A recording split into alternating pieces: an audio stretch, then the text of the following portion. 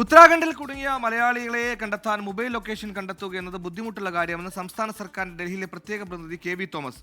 നടപടികൾ വേഗത്തിലാക്കാൻ ഇടപെടൽ നടത്തുമെന്നും KV തോമസ് 24 പറഞ്ഞു.